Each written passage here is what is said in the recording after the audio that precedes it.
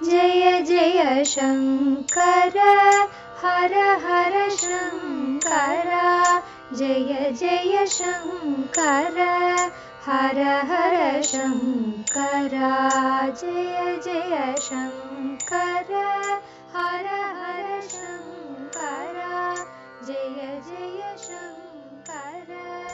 ஸ்ரீ சங்கர சரிதம் தெய்வத்தின் குரல் 5ஆம் பாகம். முதல் துதியிலேயே பிற்கால உபதேசங்களின் வித்து தொடர்கிறது. குரு என்று, திரிபுவன குரு என்று இங்கே ஆச்சாரியால் சொல்லும்போது ஞானோபதேசம் பண்ணுபவர் என்றில்லாமல் மூவுலகத்திற்கும் பிதாவாக இருப்பவர் என்றும் அர்த்தம் செய்யலாம். தாயார் என்று லக்ஷ்மியை சொல்வதால் மூவுலக தகப்பனாரின் பத்னி என்று சொன்னதாகவும் கொள்ளலாம். லக்ஷ்மி அஷ்டோத்திரத்தில் பிரம்ம விஷ்ணு சிவாத்மிகாயை நமக என்று கடைசி நாமாவுக்கு 2 நாமா முன்னால் வருவதன் தாத்பரியத்தையே இந்த ஸ்லோகத்தில் சொல்லியிருக்கிறார். இதற்கு அடுத்த ஸ்லோகம் ஸ்ருத்யை நமோஸ்து சுபகர்ம பல பிரசுத்யை ரத்யை நமோஸ்து ரமணீய குணார்ணவாயை சக்தியை நமோஸ்து சதபத்ர நிகேதனாயை புஷ்டியை நமோஸ்து புருஷோத்தம வல்லபாயை. ஸ்ருதிதான் ஆச்சாரியாளுக்கு மூச்சு. அவைதிகம், அரைகுறை வைதிகம் ஆகியவற்றை விரட்டி சுத்தமான ஸ்ருதி மார்க்கத்தையே ஸ்தாபனம் செய்ய வந்தவர் அல்லவா. ஸ்ருதி ஸ்மிருதி புராணானாம் ஆலயம் என்றே அல்லவா அவரை ஸ்தோத்திரிப்பது. அப்படிப்பட்ட ஸ்ருதி வடிவமாக வேத ஸ்வரூபிணியாக தாயாரை சொல்லாமல் தாம் பண்ணிய முதல் சாகித்யத்தை முடிப்பாரா? ஸ்ருத்யை நமோஸ்து என்று ஆரம்பிக்கிறார். ஞானாவதாரமானாலும் வைதிக கர்மானுஷ்டானத்திற்கு அதற்குரிய இடத்தை பெற்றுக் கொடுப்பதில் பாடுபட்டவர் அல்லவா. அதனால் லக்ஷ்மியை ஸ்ருதி ஸ்வரூபமாக சொன்னவுடன் அதில் சொல்லியிருக்கும் சுபமான கர்மானுஷ்டானங்களின் பலனை பிறப்பிக்கிறவள் அவள்தான் என்கிறார். சுபகர்ம பல பிரசுத்யை. இங்கேயும் மீமாம்சகர்களுக்கு பதில் இருக்கிறது. நல்ல குணங்களெல்லாம் சமுத்திரம் மாதிரி நிறைந்த இன்பங்களின் உருவமாக தாயார் இருப்பதை ரத்யை நமோஸ்து ரமணீய குணார்ணவாயை என்று சொல்கிறார். எல்லாவற்றுக்கும் அடிப்படையாக நமக்கு ஸ்ருதி வேண்டும். நாம் செய்யும் கர்மங்கள் ஸ்ருதி பிரயுக்தமாக இருக்க வேண்டும். அப்போதுதான் அவை சுபகர்மாவாக இருக்கும். அப்படிப்பட்ட கர்மாவினாலேயே இன்பங்களை, உலக இன்பங்களோ ஆத்மார்த்தமான இன்பங்களோ எதுவானாலும் பெற வேண்டும். குணம், கர்மம் என்று 2 ஒன்றுக்கொன்று சம்பந்தப்பட்டவை. குண கர்மாக்களாலேயே 4 வர்ணங்களை, அதாவது ஜாதிகளை சிருஷ்டித்திருக்கிறேன் என்று கீதையில் பகவான் சொல்கிறார். குறிப்பு 4வது அத்தியாயம் 13வது ஸ்லோகம். குணப்படியே கர்மா போகும். அதை சாஸ்திரத்தில் வகுத்து கொடுத்துள்ளபடி செய்து ஈஸ்வரார்ப்பணம் செய்தால் அந்த சுபகர்மா விசேஷத்தால் எப்படிப்பட்ட குணமானாலும் அது பக்வமாக ஆகும். முதலில் சுபகர்ம பலனை தருபவள் என்று சொல்லி அடுத்தாற்போல நல்ல குணங்களுக்கு சமுத்திரமாய் இருப்பவள் என்று ஒன்றோடொன்று பிணைத்து சொல்லியிருக்கிறார். அப்புறம் சக்திதானே எல்லாவற்றுக்கும் தேவை, அதுவும் அவள்தான் என்று சொல்லி நமஸ்காரம் தெரிவிக்கிறார். சக்தியை நமோஸ்து சதபத்ர நிகேதனா என்றால் கமலாசனை, தாமரை பூவுக்குள் உட்கார்ந்திருப்பவள். சதபத்ரம் என்றால் 100 இதழ் கொண்ட தாமரை என்று கணக்காக நினைக்க வேண்டாம். சதம் என்பது எந்த பெரிய நம்பரையும் குறிப்பது. சகஸ்திரதள பத்மம் என்றும் சொல்வதுண்டு. நம் சிரசில் பராசக்தி சகஸ்திரதள பத்மத்தில்தான் பரமசிவத்தோடு கலந்தவளாக இருக்கிறாள் என்று குண்டலினி யோகத்தில் இருக்கிறது. இங்கே ஆச்சாரியாலும் பத்மவாசினியாக லக்ஷ்மியை சொல்லும்போது சக்தி சக்தியை நமோஸ்து என்றே சொல்கிறார். புஷ்டியை நமோஸ்து, போஷிப்பினால் ஏற்படும் நிறைவே புஷ்டி. பரிபாலன மூர்த்தியின் பத்னியாக உலகத்து குழந்தைகளுக்கெல்லாம் தாயாராக போஷித்து வளர்ப்பவள் அவள்தான்.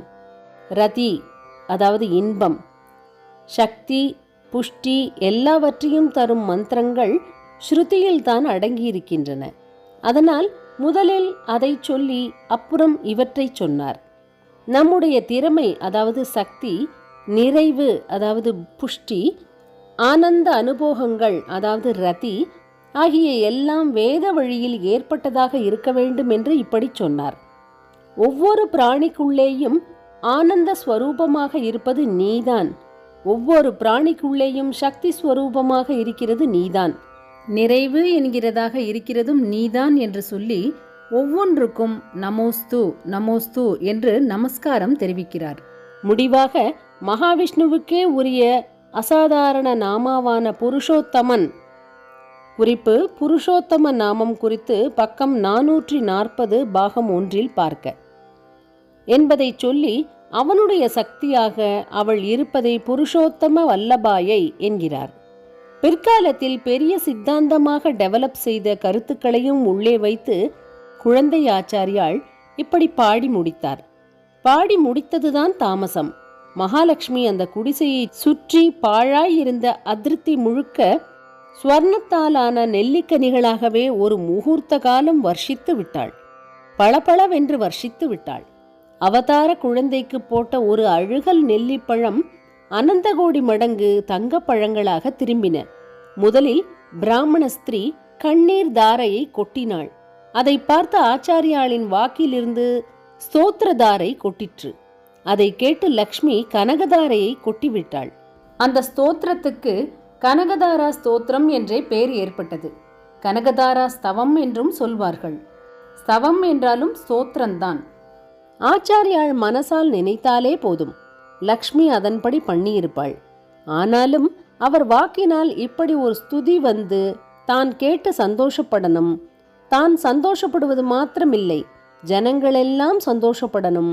அதை பாராயணம் பண்ணி அவர்களும் பொருள் கஷ்டம் நீங்கி கர்ம கஷ்டமும் நீங்க சுபிக்ஷமாக இருக்கணும் என்றே திவ்ய லீலையாக நடத்தினாள். திரவிணாம் புதாராம் தத்யாத் என்று சொன்னவுடனே கூட அவள் கனகதாரையை கொட்டிவிடாமல் அப்புறமும் அநேக ஸ்லோகங்கள் அழகு அழகாக அவர் செய்த பிற்பாடே அனுகிரகம் பண்ணினாள். நாமும் இந்த ஸ்தோத்திரத்தை சொல்லி தாரித்ரிய நிவிருத்தியும் கர்ம கர்மம் என்று சொன்ன பாப தாபத்திலிருந்து நிவிருத்தியும் பெறுவோம். பிராமண தம்பதியை சாக்காக காட்டி நம் எல்லோருக்கும் என்றே ஆச்சாரியாள் இந்த ஸ்தோத்திரத்தை அனுகிரகம் பண்ணியிருக்கிறார்.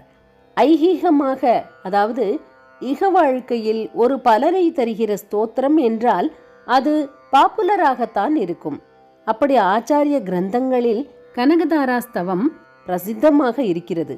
ஆனாலும் இகத்தோடு பரத்தையும் அதில் ஆச்சாரியாள் குழைத்துத்தான் கொடுத்திருக்கிறார். இதே போல ரோக நிவாரணம் தருகிறதென்பதால் சுப்பிரமணிய புஜங்கமும் சகல காரிய சித்திக்குமானது என்பதால் சௌந்தர்ய லகரியும் ஃபேமஸாக இருக்கின்றன. அவை எல்லாமும் அதோடு கூட ஆத்மாவை கடை தேற்றுவதாகவும் இருப்பவை. ஆச்சரியம் என்னவென்றால் ஒரே வைராக்கியமாக உபதேசம் பண்ணும் பஜகோவிந்தம்தான் எல்லாவற்றையும் காட்டிலும் பிரசித்தி பெற்றிருப்பதாகும். மற்றதெல்லாம் ஆச்சாரியாள் நமக்காக கொஞ்சம் விட்டு கொடுத்தும் பண்ணியவை. பஜகோவிந்தம்தான் அவர் மனசை அப்படியே பூரணமாக பிரதிபலிப்பது. அந்த மனசின் மகிமைதான் அந்த ஸ்தோத்திரத்திற்கு ஏற்பட்டிருக்கும் பிரசித்தி. பவுன் மழையாக கொட்டிற்று. ஆச்சாரியாள் அதில் ஒரு மணி கூட தொடாமல் அந்த பிராமண தம்பதிக்கென்றே அனுகிரகித்து விட்டு போய்விட்டார். பொன்மழை பெற்ற வீடு காலடிக்கு கொஞ்ச தூரத்தில் உள்ள ஒரு கிராமத்தில் இருந்திருக்கிறது. அழுகல் பழத்தை போட்டு தங்கப்பழங்களாக பெற்றவர்கள் வாழ்ந்த அந்த இடத்தை இப்போது பழம் தோட்டம் என்றே சொல்கிறார்கள். அங்கே ஸ்வர்ணத்து மனை என்றே ஒரு குடும்பம் இருக்கிறது. அதை சேர்ந்தவர்கள் கனகதாரை பெற்ற தம்பதியின் வம்சத்தில் வந்தவர்கள் என்று நம்பிக்கை இருக்கிறது. முதல் துதியிலேயே பிற்கால உபதேசங்களின் வித்து நிறைவு பெறுகிறது. ஜெய ஜெய சங்கர, ஹரஹர சங்கர. மகா பெரியவா சரணம். जय जय शङ्कर हर हर शङ्कर जय जय शङ्कर हर हर शङ्कर जय जय शङ्कर